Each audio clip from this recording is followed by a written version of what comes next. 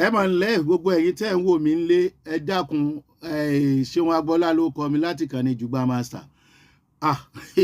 Nǹkan mà ṣẹlẹ̀ ọ̀rọ̀ mi dorí òdòrí àlọ́ ta ni ọmọ ológun kan dojú kọ tó ń sọ fún un pé wá àfipìlà périn ọjọ́ kan níyì rẹ̀ mọ́ o Nyesom Wike. Mínísítà ilẹ̀ Àbújá Nyesom Wike, ṣe rí tí bàtà bá ń dún ládùn jù ó máa ń yà ni. Àfipìlà périn ọjọ́ kan níyì ẹ̀ máa mọ̀, lọ́jọ́ kan ò ọjọ́ kan ò àwọn èèyàn kan ń bọ̀ wá akọ mọ́foko mi dáná lọ́jọ́ kan. Ìyẹn ni fá tó dá fún Nyesom Wike láàrin òun àti ọmọ ológun navy kan.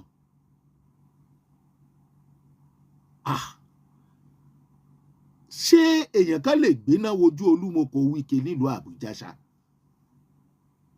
Ta lẹni náà tí wọ́n bìrì? Ṣé ayé alábátá tí wọ́n ní allegedly pé Wike ń jẹ ni a fẹ́ sọ ni, àbí tagbára tó wà lọ́wọ́ ẹ̀ tí wọ́n ní ọfẹ́ tó tààrẹ o bí ọba ju tààrẹ lọ? Ṣé àwọn ìwà Wike tí ọ̀pọ̀lọpọ̀ ń rí tí wọ́n sì sọ pé bí ọba jẹ́ pé allegedly pé nǹkan kan wà láàrin wọn àtàrẹ ó yẹ kán ti dán lọ́wọ́ kọ́ àwọn mínísítà kò sí tó bẹ̀ tààrẹ ti yọ dànù? Níbi táwọn kan ti ń sọ pé ọ̀rọ̀ òṣèlú mọ̀ ni, ó bá tásìkò àti ṣu kìíní kan là ká mọ́ wíwìkúwì. Ó ń tán lọ rèé, bàbá tí ń fẹ́ obìnrin ọmọ ẹ̀ aníṣèwọ̀ náà ti gbọ́. Ìta tí ń gbọ́ tipẹ́ ni pé Wike ń gbalẹ̀ àwọn èèyàn l'Àbújá, àgàgà àwọn tó ní ẹ̀tọ́ sí ilẹ̀ wọn tí wọ́n ti ṣe ń tó tọ́ àti nǹkan tó yẹ lórí ẹ̀. Ṣùgbọ́n wá ń gbà á kì í ṣe pé bóyá fún aráàlú, fún àǹfààní aráàlú, kì í ṣe pé wọ́n fẹ́ fi kọ́ airport, kì í ṣe pé wọ́n fẹ́ fi kọ́ ibì kan fáráàlú, kì í ṣe museum. Wọ́n tún ń tún pín fún àwọn kan, wọ́n ní ni o bá a ṣe gbọ́ o pé wọ́n tún ń tún pín fáwọn kan. Ẹjọ́ ṣé lóòótọ́ ni ṣá? Nyesom Wike Igbokwenu, ṣé lóòótọ́ ni? Is it true? Is it true that all the landed property you have been collecting from Abuja, then say na distribute, you dey distribute am for the family friends? If na true, me I know say na true, but if say na true, make you stop am now. Stop am now. E no good as this soldier, naval officer, come disgrace you now. You know, say if person don dey do things frequently, you dey beat drum, pa. One day, that drum go tear out into two. You no know, say people are crying. Kile Buhari nkan Gaza. You no know, say Gaza, thing dey worry Gaza for head, not be only body, for people in the country.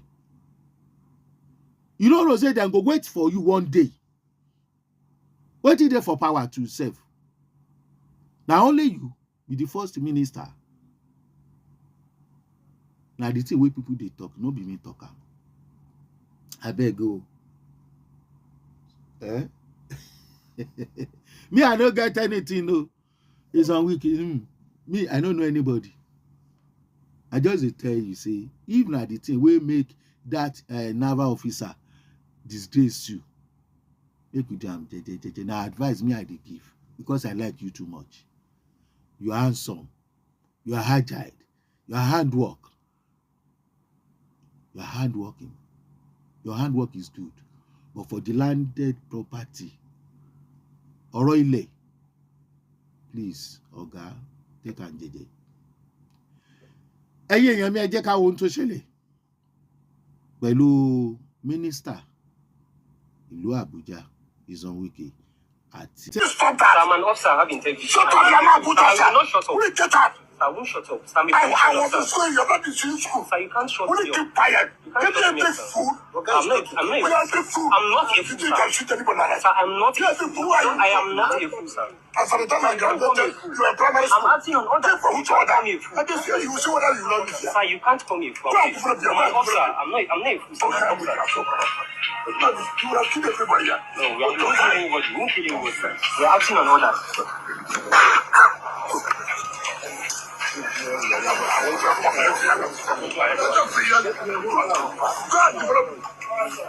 Go and develop the other this year. Regular officer, I won't follow.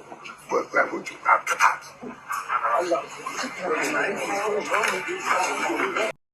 Ẹ má jẹ́ ń gbára wa lákòókò lórí eléyìí. Ṣé ẹ rí pé ìró mi kan ń jó? Ṣé ẹ rí wípé mínísítà ti kan rorò rùn níbì kan? Ṣé ẹ rí pé ó ti kan alágbára níbì kan? Ìlà fi ń sọ wípé gbogbo tá a bá ń ṣe láyé ẹjẹ́ á máa rò ó ká má bàa kàn dín nínú iyọ̀. Ṣé Wike ló máa kú òbó ṣe kú òyìn láì rí nǹkan kan ṣe? Kí ni ó ṣẹlẹ̀ sí ọkùnrin naval officer yìí? Àwọn aráàlú ń retí. Bóyá wọn á nìkan lè kúrò nínú iṣẹ́ ni o. Bóyá àwọn ológun ẹgbẹ́ ọmọ òwòrán ni o. Bóyá èèyàn kan kọ́ ló fún ní ọ̀dà ni o. Toró sọ pé ọ̀dà látòkè wá ni. Ọ̀dà. Eléyìí ló wá mú alàgbà amòfin Adéyanjú tí gbogbo ayé mọ̀ sí bá a ṣe mọ̀. Bó bá jẹ́ kó sì jẹ́ lọ́yà very Darkman mi ò mọ̀, ṣùgbọ́n tí gbogbo ayé mọ̀ sí lọ́yà very Darkman. Ó sọ̀rọ̀ nípa Wike. Ẹ jẹ́ àjọgbọ́n nǹkan tó sọ nípa Wike àti irú ìgbésẹ̀ tí sójà yẹn gbé, naval officer yẹn gbé. Torí pé ó sọ̀rọ̀ kan mbẹ̀ pé lóòótọ́ kò yẹ kí ológun kankan lọ máa dáàbò bo ilẹ̀ tàbí dúkìá láyé democracy. Ṣùgbọ́n kí ló dé tẹ́lẹ̀ fi ṣẹlẹ̀ gangan? Ibi tá a ti ń sọ nípa àṣejù nìyẹn o. Ẹ jẹ́ akẹ́kọ̀ọ́. Ẹ jẹ́ àjọ wò. Yes, so first let me commend the officer A.M. Yerima who has stood tall in the face of verbal abuse and intimidation by the ever-power drunk Wike, who is generally very badly behaved. He does not seem to understand that public office should come with responsibility. Ordinarily, the military should not be anywhere close to protecting land or property of anyone. But when we are dealing with people like Wike who take the law into their hand, who break the law at will, since he became FCT minister, he has been above the law. The law is clear that you cannot revoke Mr. A's land and give it to Mr. B.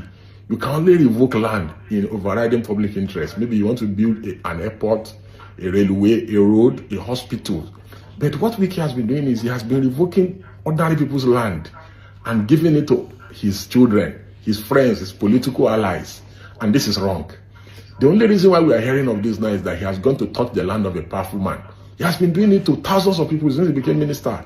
And nobody has had the guts or courage to stop him. One of the reasons why Goodluck Jonathan, that I heard Goodluck Jonathan wants to contest against President Tinubu is because Wike went ahead and revoked his land. Why would you go and revoke Jonathan's land? For what?